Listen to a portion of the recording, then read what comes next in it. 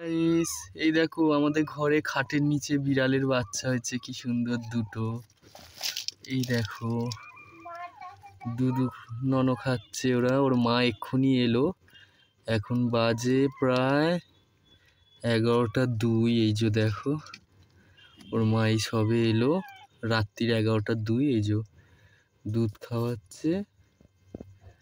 এই দেখো এখনো চোখ ফোটেনি না, কি সুন্দর। আর একটা আছে ওখানে, এই যে তলাতে আছে। এই দেখুন ওর মা দুধ খাওয়াচ্ছে, চোখ ফোটেনি এখনো ওদের।